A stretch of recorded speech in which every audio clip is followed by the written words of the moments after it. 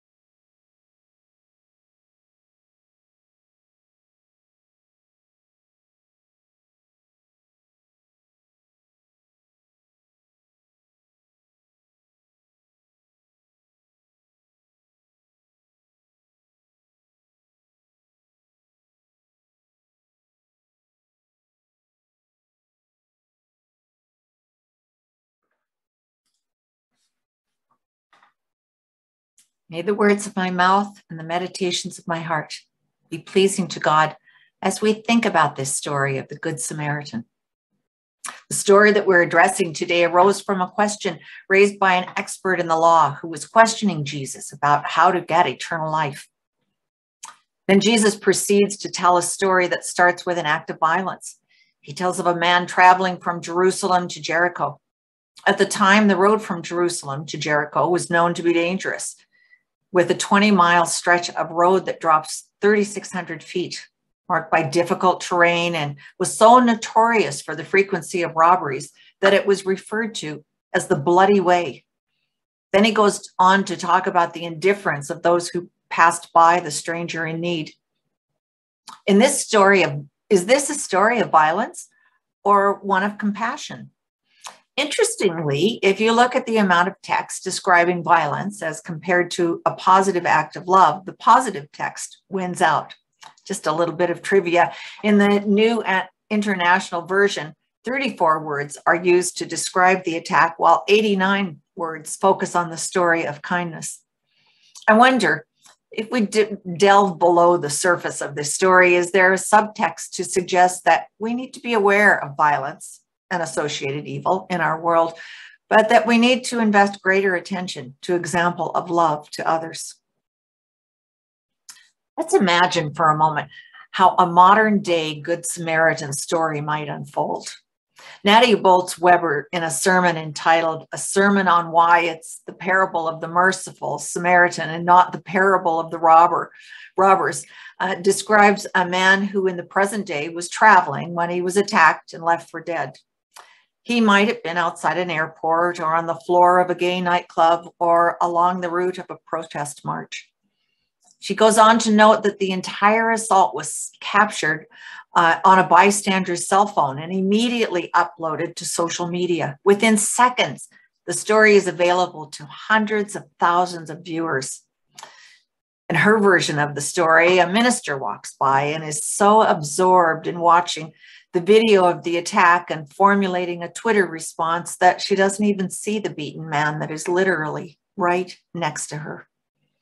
Then a director of a nonprofit walks by and is too burdened by the thought of the availability of the weapon or the bad conditions of the road or the rigged economic system that contributed to the man traveling alone on an unsafe road that he chooses not to even look up. And he too misses the chance to show mercy. She continues her modern day version of the story of the Good Samaritan to note that by the time these two have passed, that hundreds of thousands of people have left horrible comments on the video about his assault, expressing racist thoughts about why it was his own fault, or others expressing various rants.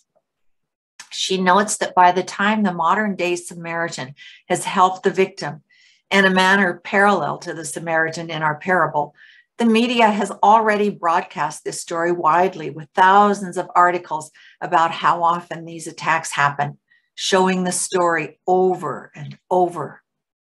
If any of us watch the news or look at social media, this story sounds very plausible.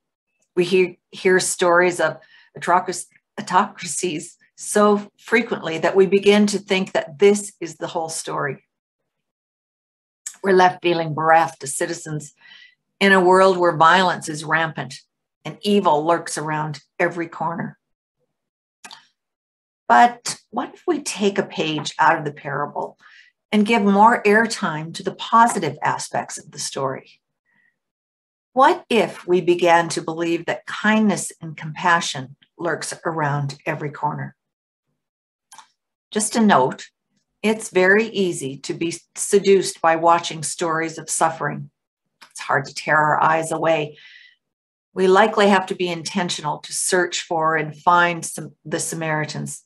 They simply don't seem to have a great deal of appeal on the media. If we turn our attention to worldwide neighbors who are in distress, we might think of the struggles of women in Afghanistan. But how many of us can tell stories of agencies and groups that are working to improve women's rights, increase inclusion in public life, and provide urgent economic relief? We hear daily of the pain inflicted upon Ukrainian citizens. But how often do we hear of the hundreds of groups around the world that have organized local citizens to send support in the form of food, clothing, medication, and hygiene items? Those stories do exist, but we have to be intentional about searching for them. And when we find them, I wonder how we use these stories as inspiration for action that we might take. Further, how often do we share these stories with others to foster hope and shine a light on the good in the world? As I considered this parable, a number of questions came to mind. The first was, who do we look upon as our neighbors? Is it only those who live in our own neighborhoods and live in a house that is similar to the one that we live in? Those who speak the same language that we speak? Those whose gender identification is the same as our own? Christianity teaches us about the importance of showing loving kindness to others. And that might mean taking a meal to a neighbor or lending a listening ear to someone who is isolated. But our story today is not about helping someone who is easy to love and thus easy to help. It's about helping someone who didn't belong, someone who was a foreigner, and further, someone whose appearance was not particularly appealing, as he likely was bloodied, bruised, swollen from his beating, and he was naked. And what was he thinking traveling on a dangerous road alone, knowing that he was in a land where he must have known that he would not be welcome?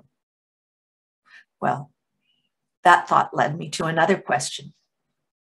To what extent do we rationalize another's misfortune, lay judgment on others who have fallen on hard times? To give up this reaction requires the capacity for unconditional love. When we encounter an individual who perhaps frequents the grounds of the local fast food restaurant, hoping that someone will buy him or her a meal, or we encounter someone with a substance abuse problem or a homeless person who smells less than fresh, as there's little or no access to a place to bathe or use a washroom, offering unconditional love means that we approach that person with understanding and compassion, and certainly not with judgment. Well, and that thought led me to another question. To what extent does fear of a stranger keep me from taking action? This was a tough question to address, as there are times when we should be cautious. When our fear causes us to turn a blind eye or paralyzes us from taking action, however, we need to pause and do some creative thinking about how we might help while maintaining a sense of safety for ourselves.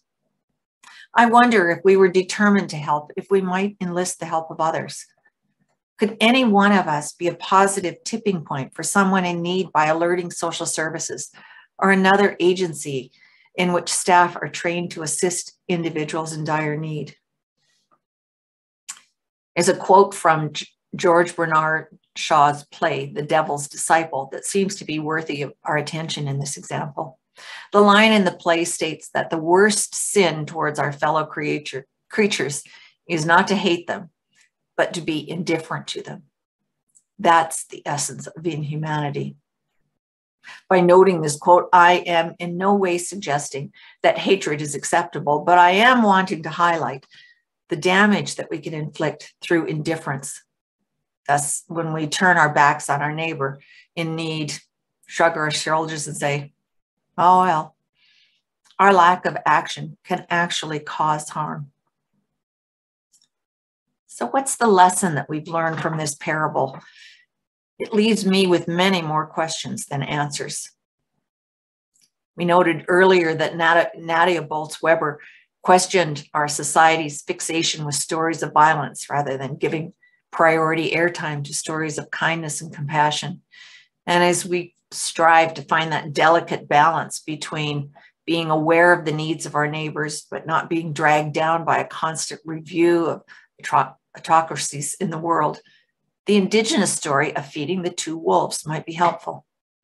The story features two characters, a grandfather and his grandson. Grandfather explains to his son that there are two wolves fighting within him, which is an image that serves as a metaphor for the man's inner sense of conflict. The conversation between the two goes like this. I have a fight going on in me, the old man said. It's taking place between two wolves. One is evil. He is anger, envy, sorrow, regret, greed, arrogance, self-pity, guilt, resentment, inferiority, lies, false pride, superiority, and ego. Grandfather looked at the grandson and went on. The other embodies positive emotions. He is joy, peace, love, hope, serenity, humility, kindness, benevolence, empathy, generosity, truth, compassion, and faith. Both wolves are fighting to the death. The same fight is going on inside you and every other person too. The grandson took a moment to reflect on this. And at last he looked up at his grandfather and asked, "Grandfather, which wolf will win?" The grandfather gave a simple reply, "The one you feed." This is a good reminder that the darkness does not need to steal our joy, our compassion, and our love for all parts of creation. It reminds us too that we need to be intentional about what we nurture. Will it be a sense of hopelessness? Or will it be faith that our fellow neighbors are generally kind and compassionate? I wonder what other lessons this parable sparks for you. As we consider the Good Samaritan, how close do we come to that gold standard? What could we do to come closer to showing that depth of love for someone in need?